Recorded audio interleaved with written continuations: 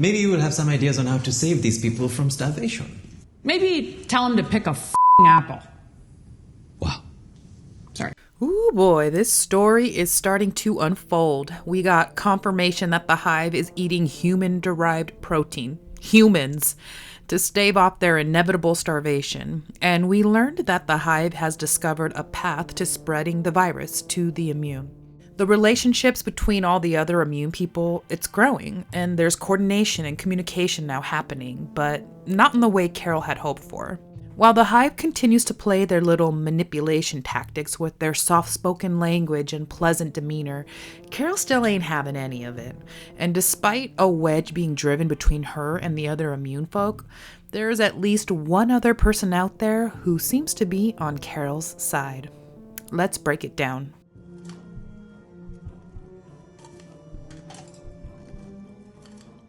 Okay, so we gotta start off with the big reveal. And yeah, everyone called it. The freezer was full of human remains. Chopped up, wrapped pieces everywhere.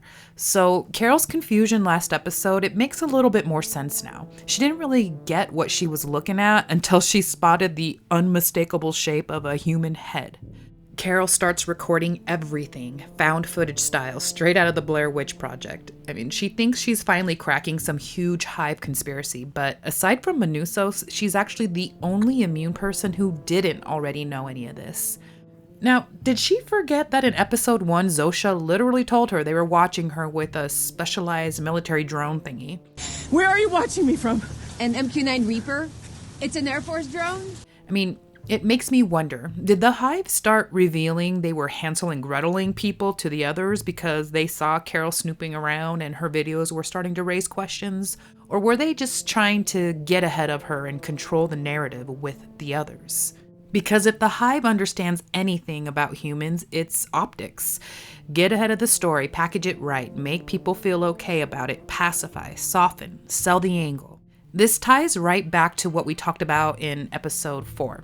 Interacting with the Hive is basically like talking to ChatGPT.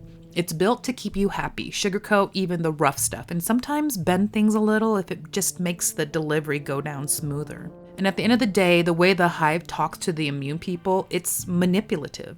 It's hard to tell how intentional that this actually is. I mean, just like with ChatGPT, the AI, it's not like plotting and scheming behind the scenes in some malicious way. It's simply built to respond that way, programmed that way. But regardless of its intent, the outcome of the Hive's behavior is the same. It's manipulation designed to keep humans calm and compliant. We see this play out with the John Cena video about the HDP, the Human Derived Protein. In this video, it's so corny, it might as well have been an HR training module from corporate. All the marketing brains on Earth, and that's what you came up with? Wow. The whole thing is whitewashed, softened, pure propaganda. It immediately reminded me of the whole Macrodat uprising video in Severance, taking something dark and damning about the people in power and spinning it into this almost childish, feel-good narrative. They frame it in a way that almost makes you weirdly sympathize with the ones doing the awful thing. Throughout history, most cultures, though not all, have taken a dim view of anthropophagy. Not only do they label the human food source as HDP to kind of sugarcoat it, and they also use the term anthropophagy instead of the more loaded word we all know, cannibalism. Again, this is purposeful use of softer language to make what they're doing easier to swallow. Pun intended. And honestly, I kind of get where the Hive is coming from. I mean, humans, they have eaten other humans throughout history. It's not like the concept is new or automatically monstrous. Look at the survivors of the Andes plane crash from that movie Alive. Were they treated like evil, despicable people? No. If anything, they were seen as resilient, even courageous, for doing whatever it took to survive something unimaginable. And they're not the only example. In extreme famine or life or death situations, people throughout history have done the same. The Donner Party, the Russian famine of 1920, even early human ancestors like Neanderthals, who scientists think may have resorted to it when resources were scarce. In desperate conditions, survival can push humans to places they'd never go under normal circumstances. And the Hive, even if their situation isn't immediately as dire, it's essentially they're doing the same thing. Most of the world's population will starve to death within the next 10 years. Okay, and look, I'm not saying that eating humans is a good thing, but really it wasn't until relatively recently in human history that it became the gruesome, evil, taboo act that we see it as today. I mean, in some cultures it was accepted. And how the Hive explains it, well, they can't waste a good food source or they'll die out. Those human remains, which would otherwise go to waste, are our source of HDP. Eat up, guys! None of this animal goes to waste. So it's not too surprising that the rest of the immune people like Diabate are more accepting of it than Carol. And while looking into cannibalism, I came across Shakespeare's Titus Andronicus. In the story, Titus, he grinds the bones of his enemies into a powder and bakes their heads into pies to serve to their own mother. Now, in my episode 4 breakdown, we talked a lot about the Shakespeare stuff too. Carol, she referenced him in her own novels. And on her whiteboard, we saw that she was calling out different foreshadowing stuff from Shakespeare. And I thought maybe this was going to foreshadow stuff in this story about Zosha and maybe taking themes from the 12th Night. But instead, in this episode at least, we get something darker. The Hive making the powder from the dead people straight out of Titus. Shakespeare, he also described a mythical race of man-eaters in Othello called anthropophagy, using the same term as the Hive. Interesting how the Hive couldn't analyze and draw connections with Carol's books to Shakespeare, yet they use his terminology and his methods, right?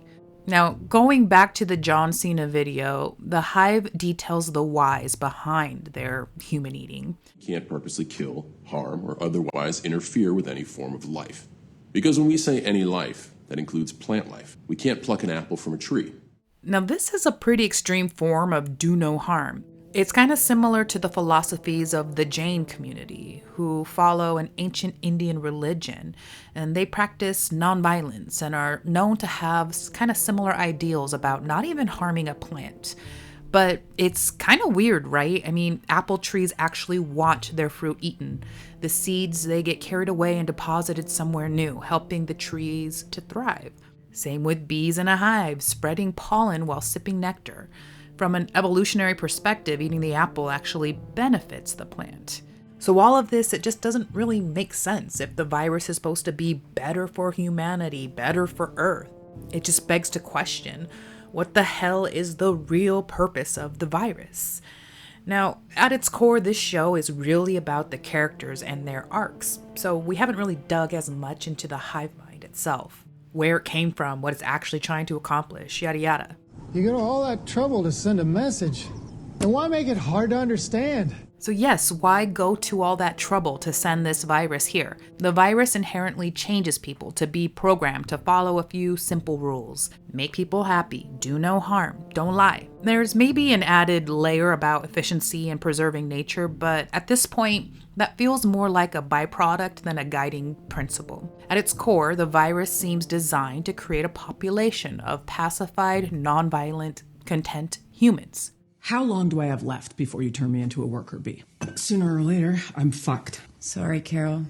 We have a biological imperative. We also know that those infected are compelled to continue to spread the virus, much like our own biological instinct to breed.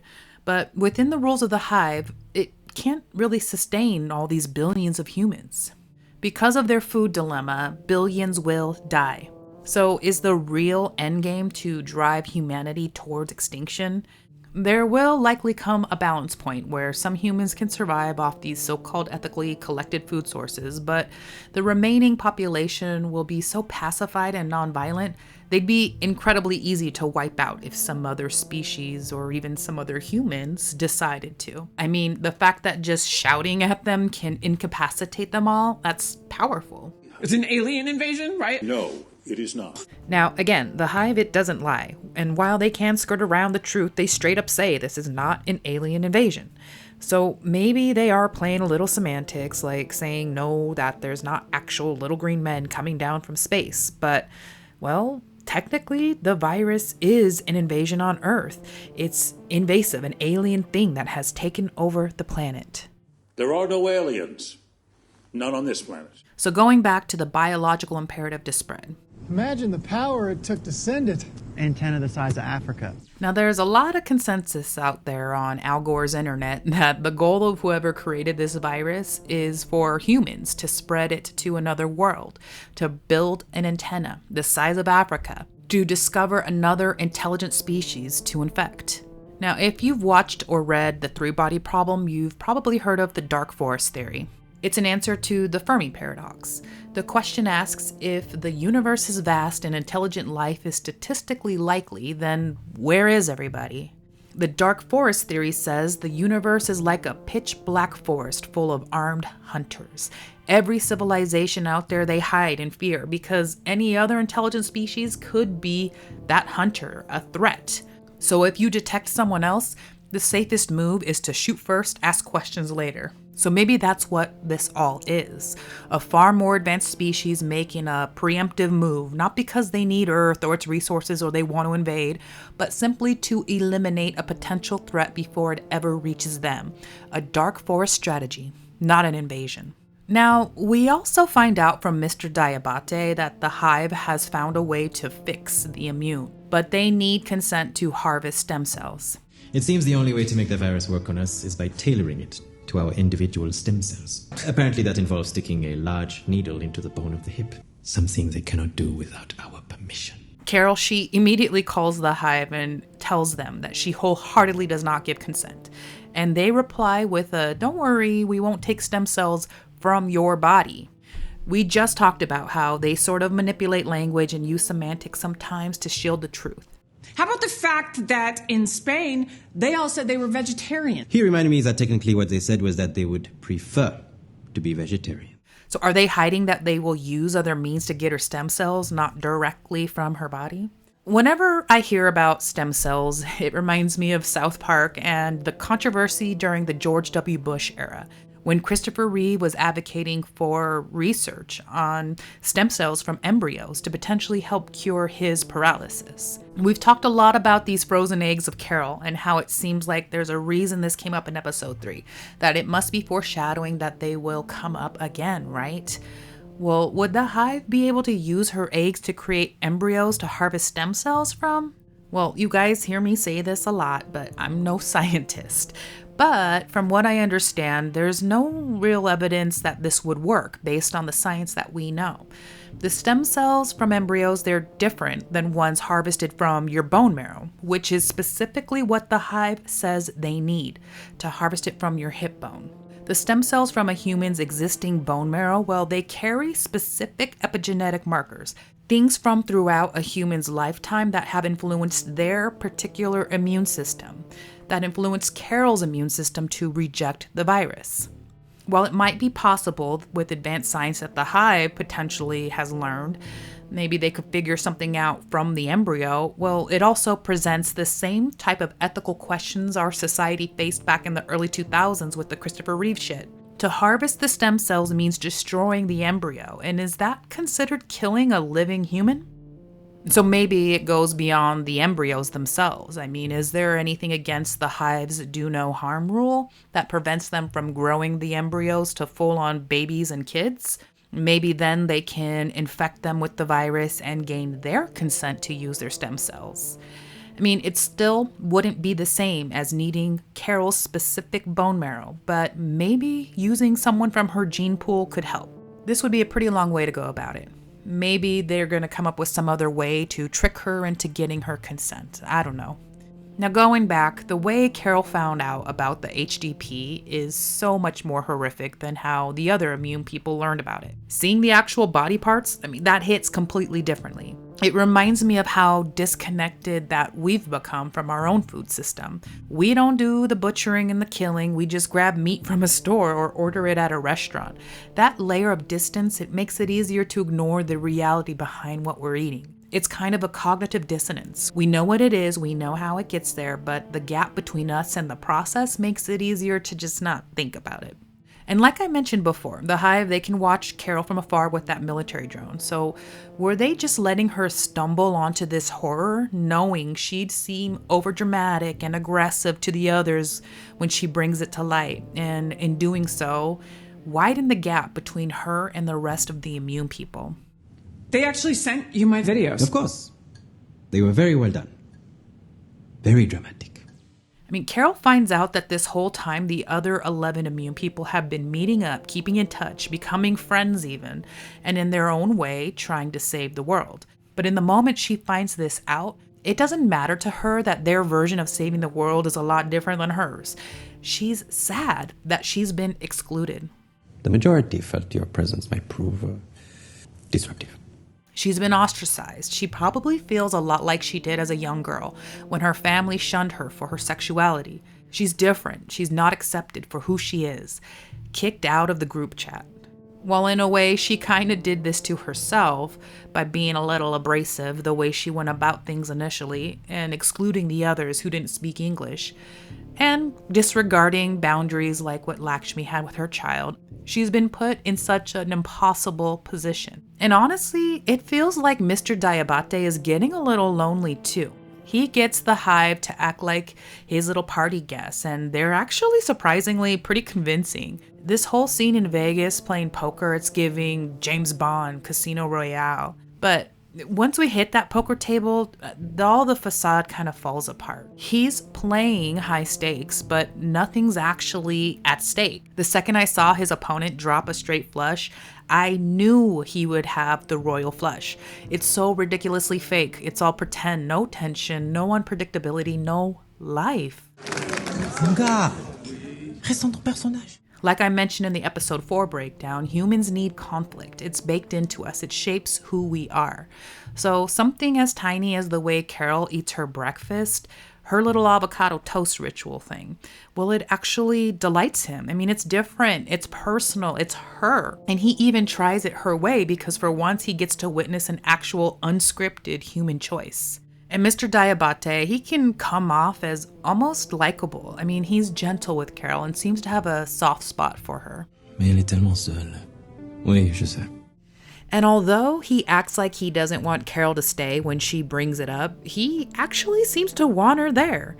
There's some unpredictability, conflict, real emotions with real things at stake when it comes to Carol. And on his phone call with the Hive, he seems to try to advocate for her a little bit, to let her stay.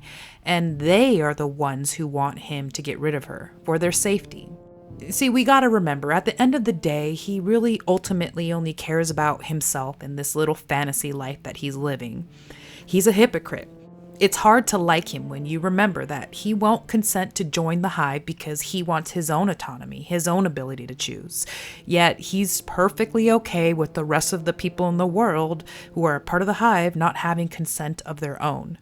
I do think that eventually all this shit he's doing, well, it's gonna get old. And hopefully, maybe, he'll see the light and he'll see how wrong he really is. Now, despite Carol feeling even more lonely and defeated, completely outcast from all survivors, well, she forgets that Manousos is out there and he actually watched her video and it worked. She has convinced at least one person to come team up with her. Someone who understands her point of view and seems to share similar goals when it comes to saving the world. We find out that the old lady who's been bringing Manousos food is actually his mama, turned into one of the Hive. And in such a short scene with very little dialogue, we get yet another example of how the Hive has lost their humanity. How despite knowing about Manousos through his mother, they can't really replicate the complicated relationships that real human individuals have. Their distinct personalities, for better or for worse. ¿Qué podemos hacer por ti, hijo? Usted no me llame hijo que usted no es mi mamá. Mi mamá es una cabrona. They think they know what could ease Manousos into things, but they just don't understand complex feelings and emotions, social cues, all that. I mean, it's just like how the Hive, they brought in Zosha to talk to Carol. They thought she would like her little romantic interest from her novel, that pirate lady, but like, dude, Helen just died the night before. Read the room. Again, it's just so off and not how a real human would act. They are just going off of whatever collected data they have. Some of you think the world might be better off this way. And when the day comes that you have peace and love forced upon you, you might just realize you treasured your individuality. Manousos, he doesn't want this version of his mother. He wants that mean old bee that he knows and loves. He's so much like Carol. He seems to like being a little miserable because at least he has a choice in that, an individual identity. Now, back at Manousos' little hideout, we see him doing the radio listening thing again, but this time he's scanned through every possible station, and only one of them is different. Instead of normal static, there's a repeating drumming or pulsing sound. And honestly, I'm a little stumped here. There's clearly something important happening. I've had a feeling ever since they mentioned the whole cell towers being down that something electrical or signal-based is behind all this, or it will be important in the story. Looks like simple pulse width modulation. Old school, like Morse code. So maybe there is something to the pulse width modulation. I mean, my very basic understanding is that this isn't normally used to transmit sound, but rather to control power. It turns a signal on and off very quickly to regulate voltage or intensity. So what if Manousos accidentally tapped into something related to the power or carrier signal the hive mind uses?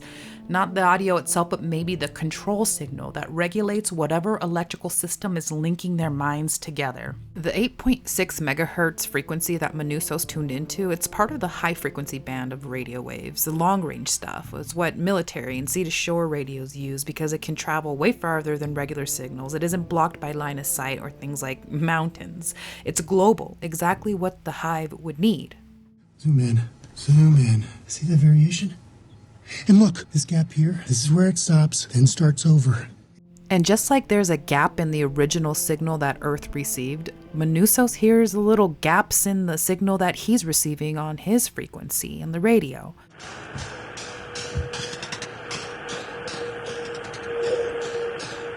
So maybe understanding and taking advantage of those gaps is how to disrupt the virus and stop the hive.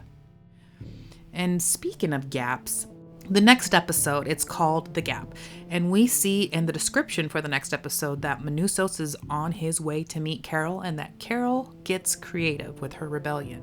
Now, this episode title could mean a few different things. Maybe it's related to a gap in the signal like the stuff we just talked about, but a lot of people think it's in reference to the Darien Gap, a dangerous stretch of rainforest that divides North and South America. Now, if that's the case, then Manousos needs to figure out how to cross the gap, how to reach Carol. And maybe that region, because it's so remote and brutal, could be hiding some other unaffected survivors.